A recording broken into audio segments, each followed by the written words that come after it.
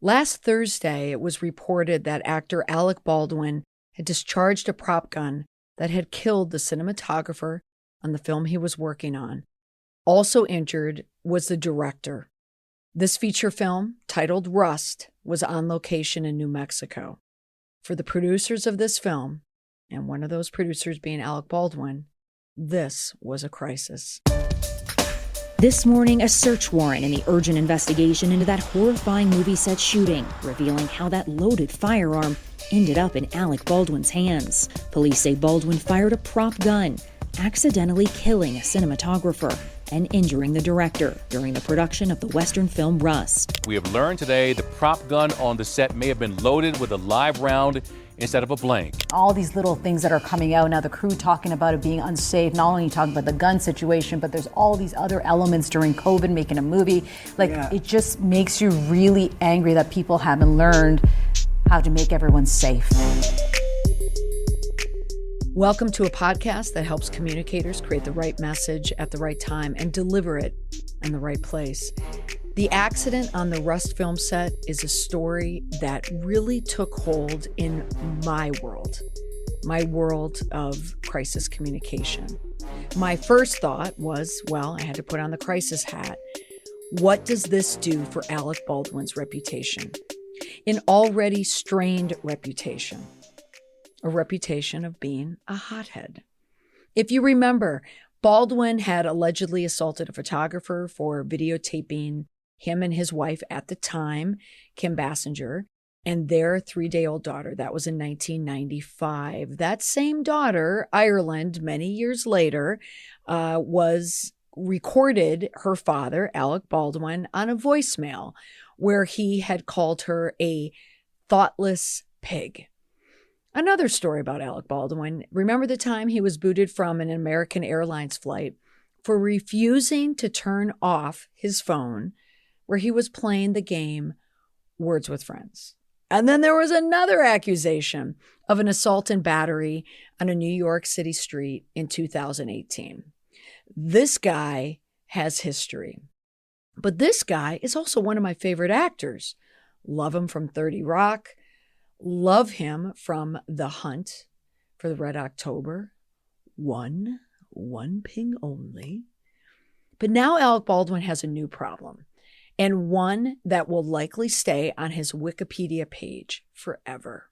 Now, curiously, when I had heard about the shooting on the set of the film, it was last Thursday evening, I started writing the outline for this podcast on Friday.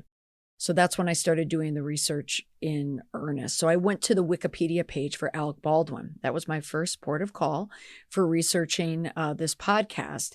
And I was surprised, not surprised, that many of Alec Baldwin's incidents were missing from his Wikipedia page. And it made me wish I had gone there the night before to see if it was scrubbed overnight or if it was scrubbed previously. Missing from the Wikipedia page was the incident with his daughter about the voicemail. Also, the words with friends boot off the airplane. Also missing was his wife Hilaria's issue with her non-Spanish roots. I'll include a link into the show notes with all the podcasts that I had discussed this before. But the Wikipedia page, a total scrub. That maneuver is a way to reframe someone's reputation. It is possible, but I'm only speculating here, that Alec Baldwin's team did that around the time of Hilaria's PR problem, when she was finally found out that she had been peddling the story of her being originally from Spain, Mallorca, Spain, when in fact she was a girl from Boston and her family only vacationed there. Or it could have been scrubbed, last Thursday. We don't know. But on the podcast this week, let's talk about what can turn into a very costly mistake if you don't plan properly for an unforeseen tragedy, and a tragedy of your own doing, either you personally or your organization or something close to you. Can you plan for an unforeseen tragedy? Well, not the specifics, certainly. You can't do that. But you can plan for the unexpected. I've done a number of interviews lately about reputation management. And one of the things that I mention is this idea of the black swan theory. That's an often told theory that these events are quote unquote black swan events. They're unexpected events that you can't plan for. An example would be 9/11. Who would ever plan for 9/11? But now I think we live in a world of black swan events. People in my business, I can plan for the black swan events because they're everywhere. These swans now are swimming in a pond where we have to find the white swan, the common crisis that happens. We don't see those anymore. And the reason why is because so many people are prepared for those. But these unexpected events, even though we can't plan the details, we can plan for the unexpected. Now, for me, having worked in crisis response myself in a time before the early stages of social media, I know, and my experience is rooted in traditional response tactics. But I have watched closely for how to effectively respond in the digital age. When I started working for myself, again, social media was new. So my corporate career, my government career, that career was at a time where I was just dealing in the traditional media, stock and trade. I was fax and press releases. I was picking up the phone. I was trying to get stories in newspapers and television news. But now it's all about social. So since I've worked with my clients, since I've hung a shingle, I've been wheeling and dealing in this digital world. How do you manage a crisis in a digital space? And that's where I now have my expertise because I watch it. I plot it, I see, I try to predict what's going to happen. And then I take that learning and I pass it on to my clients. I'm constantly upgrading my work, trying to figure out what's the next thing that I can do to help prepare my clients for the next crisis. What can I say on Twitter, on Instagram, on this podcast? So this podcast right now, this is how to plan for that tragedy that comes from your own hands. Now, overall, here's how I do it. Okay. I have a plan. I create a plan. My clients have a roadmap to help them navigate through any critical event or crisis. So if you are dealing with a tragic event at your own hands, like Alec Baldwin, his crisis is literally from his own hands. If you have a plan, you can get through it. So overall, what we want to talk about today is 1, following a plan. 2, filling in the blanks of that plan. The details of those plans, like what you're going to fill it in with, it's going to be based on your relevancy and your proximity to the event. Step 3 is going to be the plan for renewal. There is a reputation threat for every crisis. The key is to get through it. And bonus, rebuild a better reputation in the process based on your rapid response. So those are the 3 elements that you need in some type of a plan where you have a problem, which is the crisis, and the solution is getting through that crisis. So here's a checklist template for you to start thinking about what you would do if a tragic event happened within your organization. And this is from a communications perspective, not operation. That's an incident management plan. That's a different hat I wore at a different time. This is a crisis communication checklist. And again, you're dealing with a tragedy that is from the inside, something that you have to deal with from the inside and communicate it externally. All right, number 1, you need to kick into high gear. So this is not a time to coast. You need to engage the plan, not a plan, the plan that you already have in place. That's the reason why you need one. I create a fill in the blank version for my clients. So at least they have this roadmap that they know that they need to follow. Hopefully you already have a plan that has some type of a decision tree involved in it, that you know where to go, when to say what and when, a crisis communication plan. So if you do, kick it into high gear immediately. Next, number 2, decide on your angle. Okay, what's your end game here? How are you looking at this tragedy, or how are you coming at this tragedy? Where is your place? Where's your proximity? Are you an employee? Are you a relative? Are you the boss? Are you Alec Baldwin? Was the tragedy caused by your hands? If you're Alec Baldwin, it was actually by your hands. What is the context of this incident? The tragic story of Alec Baldwin, you could replay that in so many different ways. What if an employee accidentally killed someone? What if there was human error from your business, from your employee that caused the death? It's the same type of plan. What happened to Alec Baldwin? That's a human resource crisis. That's something that happened within a company that was putting on a movie. That was operational, what had happened there. Number 3, from the framing, how you are looking at this tragedy, you need to start writing your response. So you know the drill. If you listen to this podcast, if you know me, you know the drill. You are going to fill in the blank of a formula. And the name of that formula? The indestructible. It's the indestructible response formula. Step 1, you're going to own it. Step 2, you're going to explain it. Step 3, you're going to promise it. Now, at the time of this recording, there hasn't been an official statement from Alec Baldwin, but I had just tweeted an article that I saw fly by in my notifications from the New York Post. And the headline said, Alec's anguish. So that is the framing right there. That is not the New York Post guessing. That is Alec Baldwin saying that he is absolutely sick about this accident. And that is an appropriate response. So what it was linked to was a story in Showbiz 411. And I'm going to read from this article.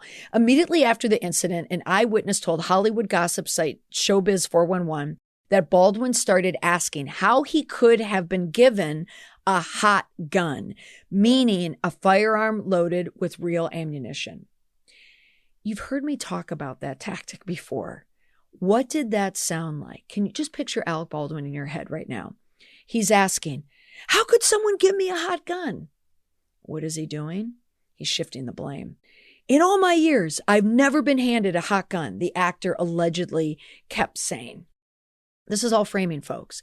So the witness said Baldwin was in a shock after the ordeal and he had no idea how badly they were hurt. Or Halyna, is that how, I'm going to guess that's how you pronounce her name, or Halyna was dead.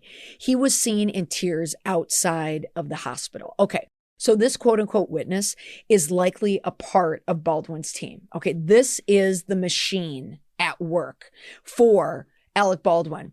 The reason why I assume it's the same firm working with them, because it's the same playbook. Hilaria Baldwin did the same thing when she was accused of misappropriating her culture. They also planted stories about how Hilaria was feeling and how people didn't understand her. It's the exact same playbook. So at this point, it's Friday morning at the time that I'm recording this. So what I want to hear from is I want to hear from the production company. Anyone official, that's what I want to hear from. But it also turns out that Alec Baldwin is one of the writers and producers. So there may be a future liability issue for Baldwin. So that's going to be a dicey one. But right now, we need to hear from someone official. Otherwise, people are just going to fill in the blanks on their own. So it should sound like this. There should be an own it, right? The producers. Now, right away, the producers did admit that Baldwin fired the gun. So they owned it right away in the first statement that came out from the Santa Fe, I believe, Sheriff's Department had said that. And then explaining it is another way of framing it, is that Alec Baldwin, we're seeing here in this planted story, that it was an accident. So in all my years, I've never been handed a hot gun. He's saying right there, this was an accident. Now, the last part of it, the promise, haven't heard it yet. It's too early for answers, but we do need to know more details here. More information should be coming. Oh my gosh, as soon as I say that, oh my gosh, I have 2 notifications about Alec Baldwin. Okay, so one, prop gun fired by Alec Baldwin in fatal shooting contained a real, oh my goodness, it contained a real bullet. The union says, oh, wow. Okay, so now that's official. That's awful. Oh my gosh, that makes me sick even reading that. So that cinematographer was killed by a real bullet. Alec Baldwin shot a woman dead. Oh, how did a bullet hit two people? Okay, we have more answers. Okay, this story is so tragic. All right, so now the next thing that needs to happen, this is step 4. You need to go to the light. And what this means is don't go dark. You don't want to clam up on social media or your own channels, but you want to take control of your exposure to the media. So both online and in the press. If you're an organization, your website needs to have a statement. So in episode 55, I had talked about the first 48 hours of Amtrak's effective crisis response plan over the derailment. And I had mentioned the company had a statement on their website immediately, and it was followed quickly by a statement from the CEO. So you do want to proceed slowly because you need to be accurate, but you also need to be immediate at the same time. You need that rapid response. And remember, even if you don't have all the answers, saying that you don't have the answer is an answer. And that's what the public, that's what your stakeholders are expecting. Don't go dark. Number 5, you want to pause all scheduled communication. So this is why using a social media dashboard, like a Hootsuite, which is the one that I use, it contains a kill switch. You can hit stop everything all at once. You press a button. It's a click of a mouse. And then you don't have to worry about other communications going out. Anything that is going to create some extra noise in the conversation that you don't need. So also check your editorial calendar for any emails that are scheduled to go out, any newsletters. A non-relevant email is going to look sloppy at best if your organization is in the middle of a crisis, but it could also look incredibly insensitive.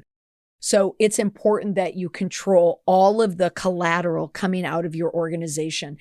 People will notice. That will be a news story if some clunker of an email or tweet goes out when you're in the midst of a crisis or a tragedy. And wait at least a week or 2 until your next communication, your non-crisis related communication about the incident. Okay, number 6 on the checklist. You want to show compassion and empathy based on, again, your relevance and your proximity to this event. So back to Amtrak once again. Remember in the episode I talked about the CEO, Bill Flynn. He had started his statement about the derailment and the deaths of passengers. We are in mourning today for the people who lost their lives due to the derailment of the Empire Builder train, and so on and so forth. We have no words that can adequately express our sorrow for those who have lost a loved one. Okay, that is showing the proper amount of compassion and empathy. You want to write about, who is saddened. You need to offer support. And you want to remember, never leverage a tragedy for your benefit. Don't leverage someone else's pain to make yourself look better. When I say the bonus of reputation repair, it's about a quality or a characteristic from the inside from you that makes you look better, your leadership look better. Don't leverage against someone else. All right, number 7, you want to listen. Keep your ear to the ground. That's the social term for monitoring. What are people saying, writing, tweeting?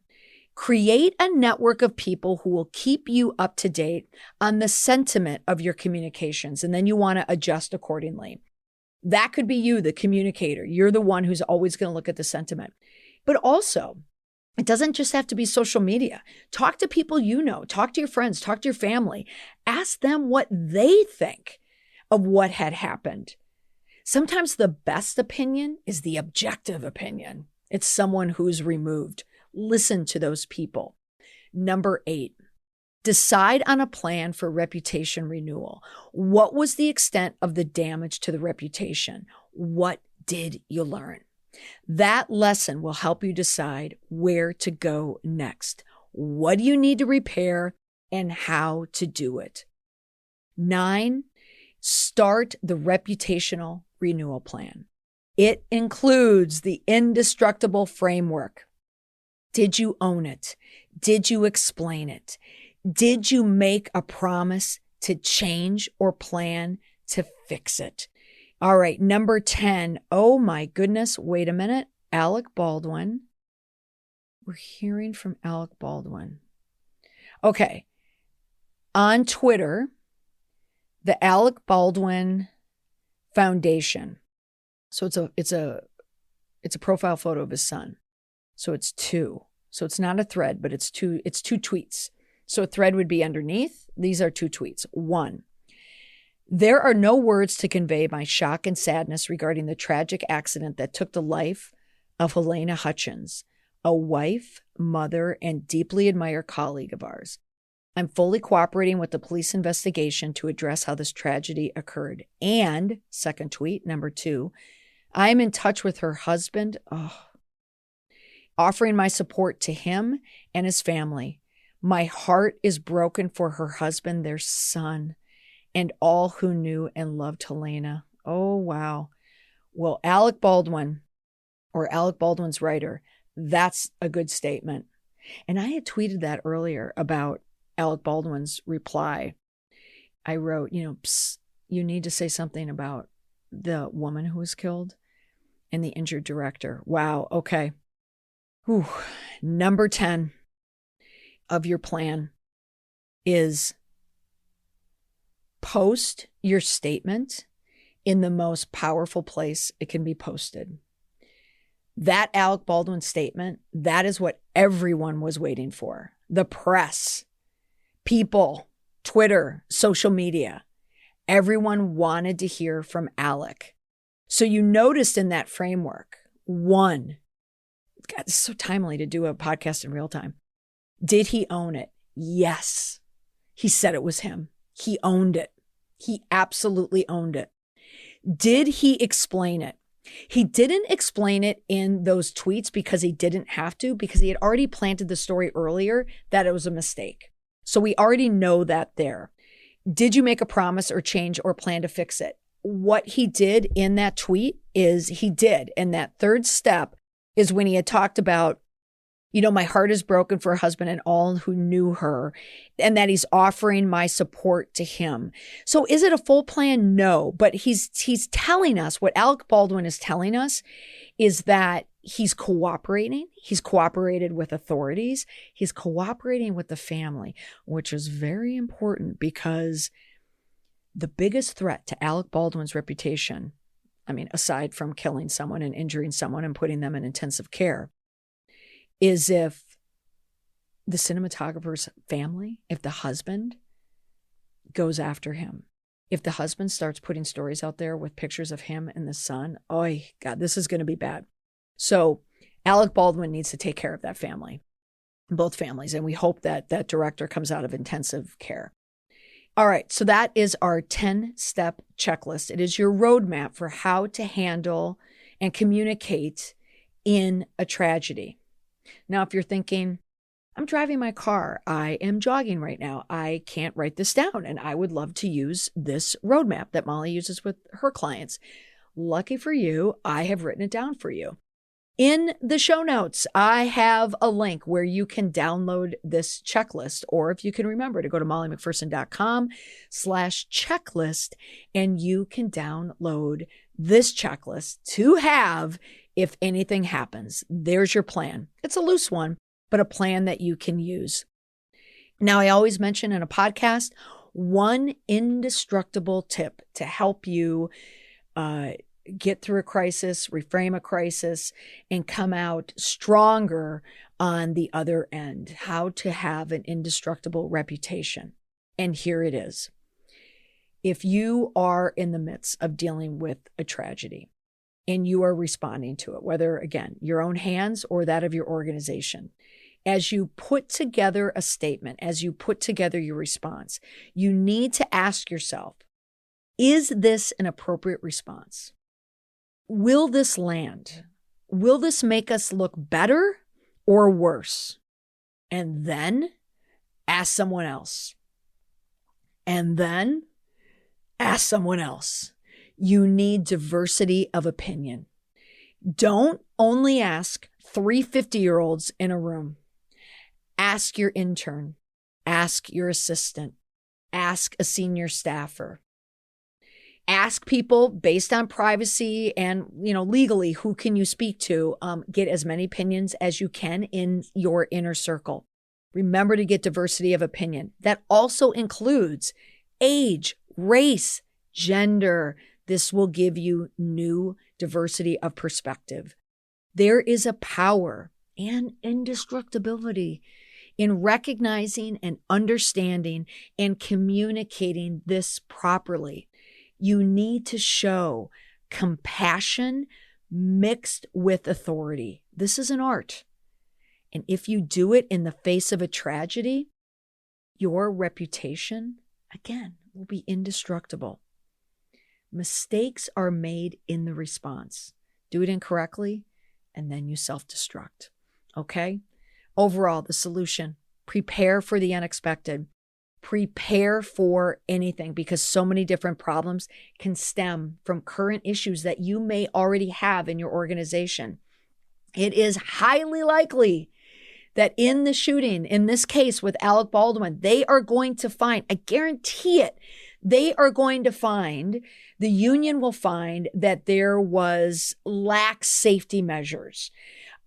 Someone is going to take the fall for this. How much Alec Baldwin is, I don't know. He's the producer and the writer on the film, but someone will take the fall and they'll find it will be a safety issue. Next, another solution, create a checklist, have a checklist, follow that checklist to know what to do and what not to do. And lastly, follow up with your plan for that reputation repair. And if you need a critical communication plan yourself or any type of response, any type of reputation repair, you know who to call. The same person who's giving you this checklist. All right, that's all for this week on the podcast. This one hurt. This is painful. So I hope you never, ever have to go through any type of tragedy that you would even need a plan like this. But if you do, I hope this helps. Thanks so much for listening. Bye for now.